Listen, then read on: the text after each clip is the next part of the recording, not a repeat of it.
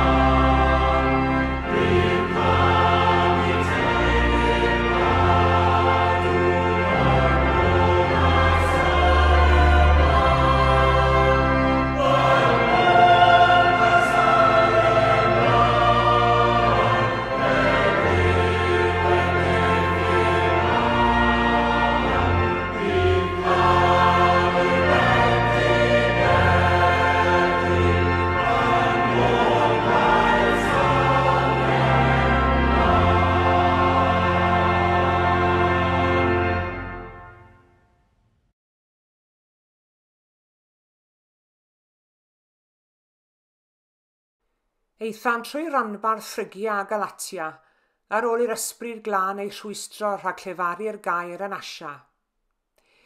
Wedi iddi'n ddod hyd at Mysia, yr oeddent yn ceisio mynd i Bithynia, ond ni chaniataodd ysbryd Iesu iddynt, ac eithant heibio i Mysia a dod i lawr i Troas. Ymddangosodd gweledigaeth i Paul i noson, gŵr y Facedonia'n sefyll ac yn ymbil arno dweud, "Tir drosodd i Facedonia a chymorth ni." Pan gafodd ef y weledigaeth, roesom gynnig ar fynd i Facedonia ar ei hunion, gan gasglu mai Duw oedd wedi'n galw i gyhoeddi'r newydd da iddynt. Does dim byd gwath na rhywun yn torri ar draws pan ych chi'n canolbwyntio ar raglen dyledu. Gwath beth yw bod rhywun yn cerdded heibio ac yn gosod ei hunain rhyngoch chi ar y sgrin. A pam rydw i wedi sefyll rhwng y gwylwyr ar y soffa a'r teledu, mae rhywun wastad yn dweud i chi wneud drws da, ond i chi wneud ffenest ofnadw. Drws a ffenestr. Mae yna wahaniaethau mawr rhwng drws a ffenest, ac yn arbennig felly eich bod chi gan amla yn gallu gweld drwy ffenest, ond nad ych chi'n gallu gweld trwy ddrws, ond i bai bod na ffenest yn y drws wrth gwrs. Ac eto mae'n ambell i beth yn gyffredin rhyngddyn nhw. I ni'n medru agor a chau drws a ffenest. Mae'r hanes yn llyfr yr actau sydd dan sylw gyda ni'r bore yma yn ein hatgoffa ni bod Duw wrth gau drws hefyd yn agor ffenest.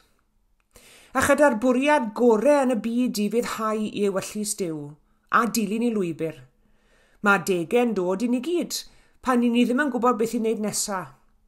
Wedi rhedeg mas o syniadau, y ffynnon yn sych, neu ni mas o egni, neu ni wedi rhedeg mas o stem yn llwyr.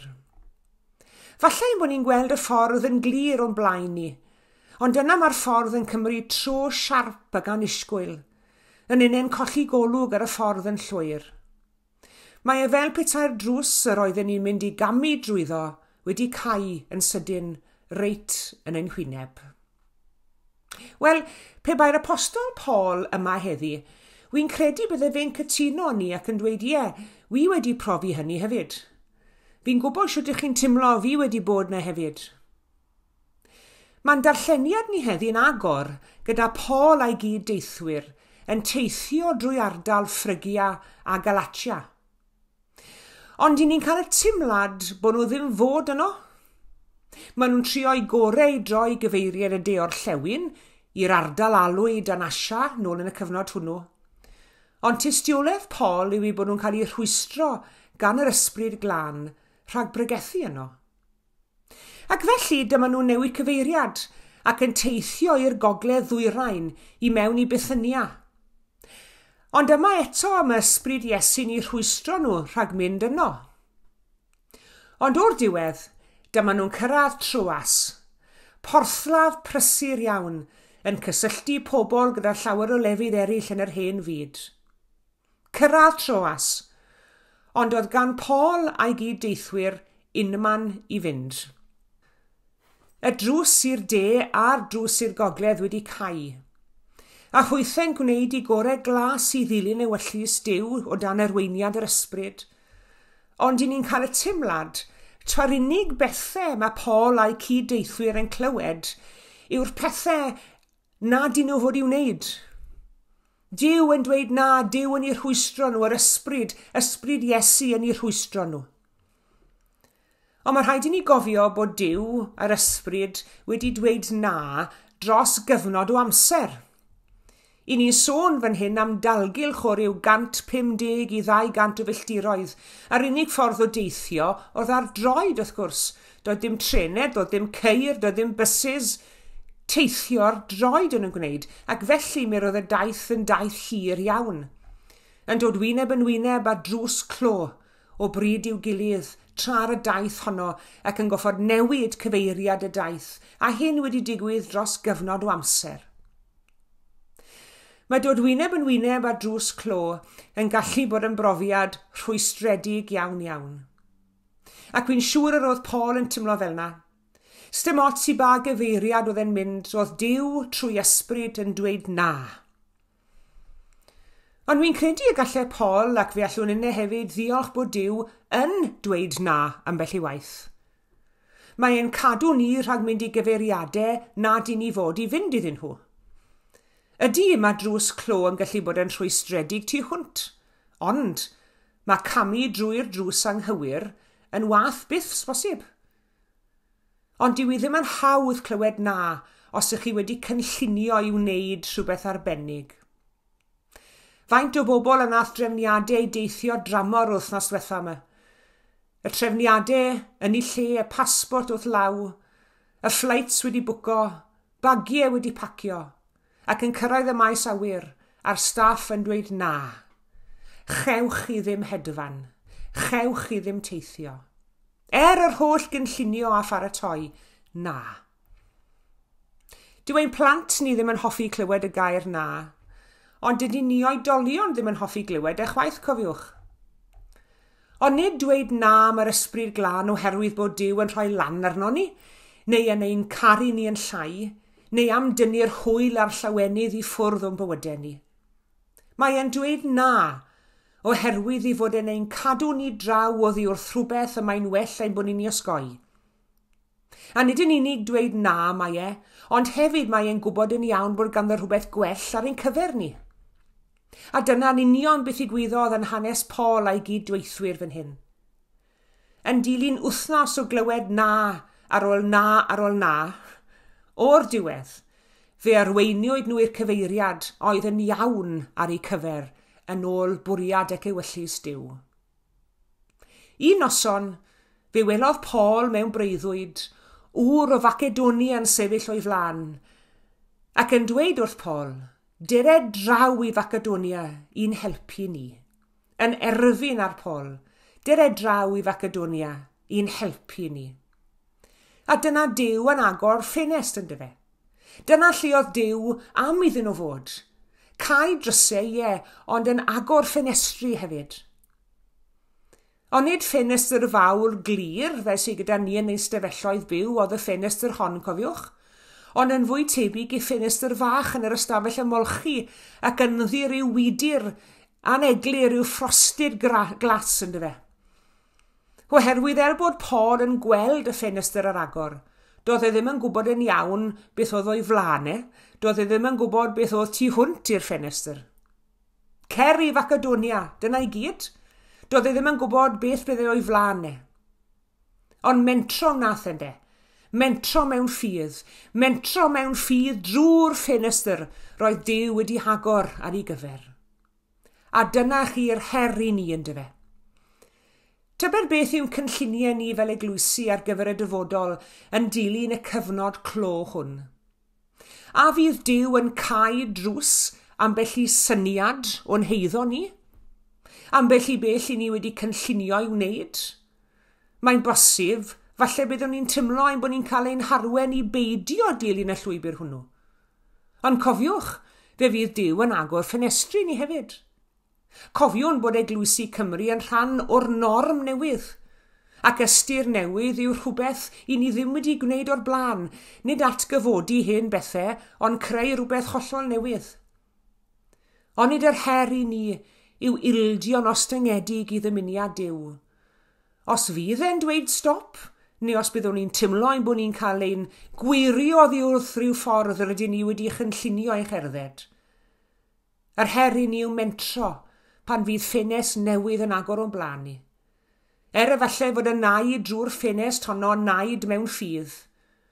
Ond gan taw ffenest a agorir gan Dduw yw'r ffenest, does dim rhaid i ni boeni ac yn sicr does dim rhaid i ni ofni mentro. Bu rhaid i Paul ail gynllunio ei daith yn llwyr oherwydd bod cymaint o ddrysau wedi cael yn ei erbyn. A hyd yn oed ar ôl cyrraedd porthladd Troas a'i alw i Facedonia, ffenestr digon bach oedd o'i flanau. Nid yw'r arweiniad a gawn gan air ac ysbryd Duw o reidrwydd yn darlunio'r holl bethau gallwn ni ddisgwyl i gweld yn datblygu yn y dyfodol. Ond mae Duw yn ein gwachodd ac yn ein grymuso ni i wneud penderfyniadau da, sydd wedi gwreiddio nghariad Duw ac sydd yn adlewyrchu cariad Duw. A gallwn wneud y penderfyniadau da hynny.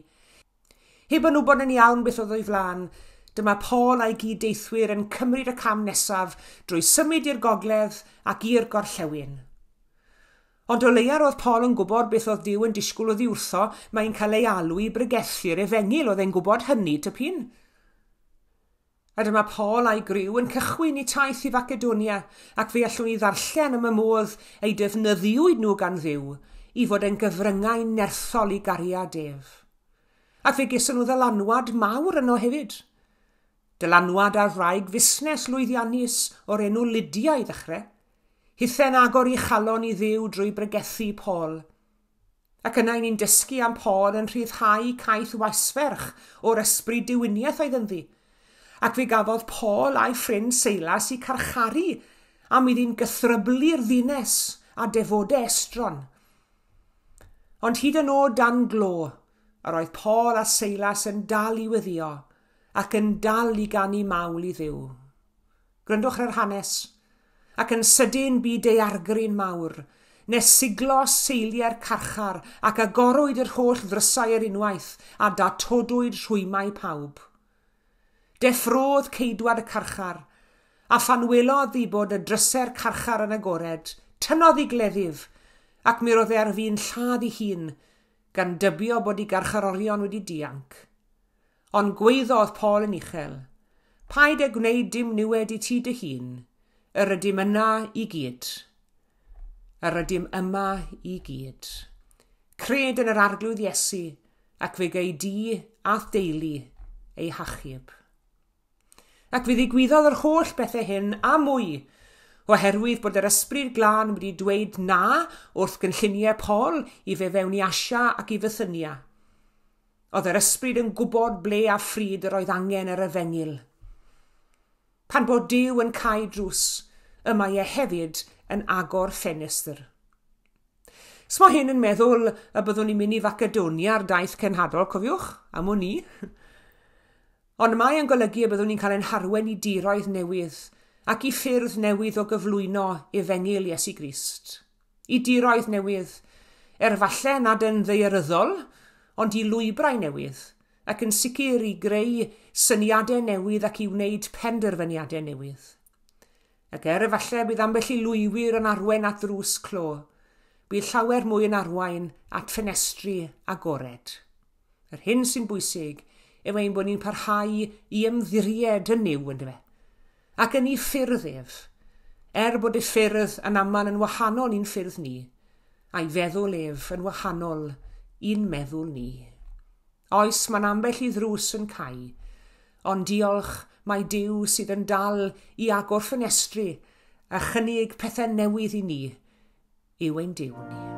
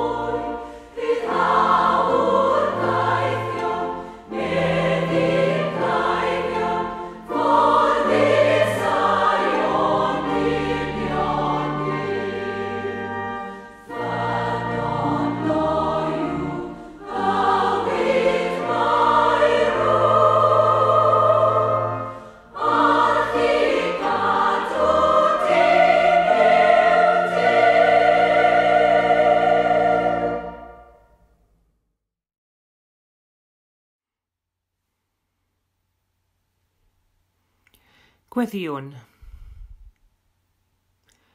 Molwn di o ddiw ein tad, ein crew'r a'n cynhaliwr. Molwn di Iesu Grist, ein hachubydd a'n gwaredwr. Molwn di ddiw'r ysbryd glan, ein diddanydd a'n heriolwr. Arglwydd, fe drawn ni atat yn awr mewn gweddi, gan dyfoli di yn dad, mab ac ysbryd glan. Oherwydd mae ti a thyd yn unig sydd yn deilwng o'n mawl ni. Ti sydd wedi'n creu ni, ti sydd yn ein cynnal ni o ddydd i ddydd ac o awr i awr. Ti sydd yn gofalu amdano ni, ti sydd yn ein cofleidio ni, ti sydd yn ein harwen ni a'n nerthu ni a'n hysbrydoli ni, a'n cysgodi ni hefyd. Mae ond yn iawn felly arglwydd ein bod ni'n nelldio hanner awr fach gyda'n gilydd fel hyn ar y sul, i blygu gyda fron di mewn gweddi ac i fynegu'n diolch a'n mawl i ti. Diolchwn i ti am dofal ohono ni yn ystod yr wythnos aeth heibio. Am bob profiad newydd a gawson ni, am bob person newydd yn eithon ni gyfarfod â nhw neu ei bod yn eu cwmni nhw, yn ddigidol neu'n rhithiol neu wyneb yn wyneb. Am bob ffaith newydd i ni wedi dysgu. Diolchwn i ti arglwydd. A diolchwn i ti mae Duw y pethau newydd wyt ti ac mae Duw y cyfleon newydd wyt ti. Ac arglwydd wrth i ni ymlwybro'n ara bach a cheisio ffindo'n ffordd ymlaen i'r dyfodol ar ôl 19 mis digon heriol. I ni'n dibynnu arglwydd ar derweiniad di. Oherwydd i ni'n barod iawn i ddilyn ein dymuniadau yn hunain ar y degau. Yn credu bod ni'n iawn. Yn credu bod ni ar y llwybr iawn.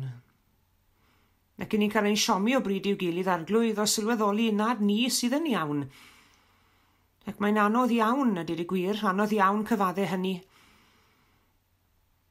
A'n helpa ni o dadnefol i fod yn effro i'th ddymuniadau di ar ein cyfer ni. Ac fod yn ambell i lwybr y byddwn ni yn cerdded ar ei hyd yn dod i ryw ben draw yn una'n timlo bod rhaid i ni droi rownd a dod o hyd i gyfeiriad newydd. I ni'n diolch i ti arglwydd y fod ti'n cynnig cyfleon newydd i ni. I ni'n diolch i ti pan bod ambell i ddrws yn cael, bod ambell i ffenest yn agor hefyd. Diolch i ti arglwydd, mae llyfr y pethau newydd i'r Beibl, yr Israel newydd, y cyfamod newydd. Y diolch bod Iesu wedi dod i'n byd ni gynnig bywyd newydd i ni a gobaith newydd. A helpa ni arglwydd i ddal gafel yn y gobaith hwnnw, wrth i ni gamu ymlaen yn betrysgar, ond gyda'n ffydd am hymddiriadaeth yn o ti i'r dyfodol. Fe gyflwyno ni'n cyfeillion i ti mewn gweddi yn awr, a'n cymdogion, ac wrth gwrs ein tilio i dda phawb sydd yn anwyl i ni. Fe gyflwyno ni'n brodi'r achwiorydd yng Nghrist yma yng Nghymru, a ledled byd hefyd. A phawb sydd yn wynebu oriau'r diwrnod hwn, neu oriau'r nos, pa le bynnag maen nhw'n byw, mewn ofon a phoen a phryder. Yr rhai sydd yn ofni gweld y nos yn dod, yr rhai sydd yn ofni gweld y wawr yn torri. Bydd yn agos at y blant ym mhob man o dad, a thawelau hofne ath dangnefedd di. Aros gyda ni arglwydd weddill y dydd cysegredig hwn. Na diolchwn i ti bod y diwrnod hwn yn arbennig i ni, ac i ni'n cyhoeddi gyda balchder mai dydd yr arglwydd ydyw. Maddau ni o dadnefol bod bai a phechod yn derbyn di. A diolch i ti am y cyfle hwn o gael siarad â thi, wrandawr pob gweddi. Gofyn nhw'n hyn yn enw Iesu Grist, ein harglwydd a'n gwaredwr, yn dysgodd ni wrth weddio i ddweud gyda'n gilydd.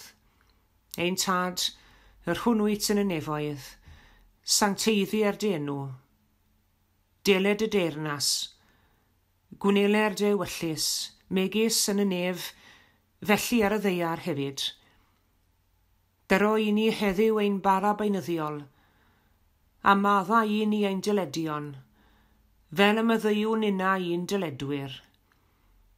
Ac nac arwain ni brofedigaeth, eithir gwared ni rhag drwg. Canis eiddo ti o'r dernas, a'r nerth, a'r gogoniant, yn oes oesoedd. Amen.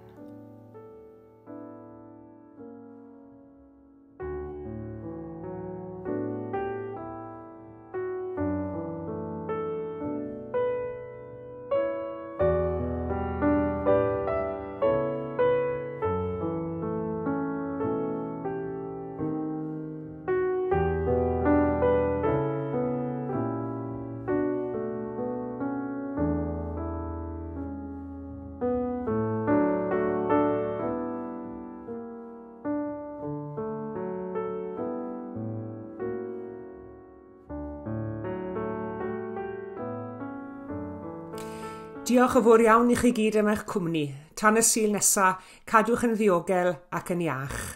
A gras yn harglwydd Iesu Grist a chariad Duw a chymdeithas yr Ysbryd Glân, a fyddo gyda ni oll. Amen.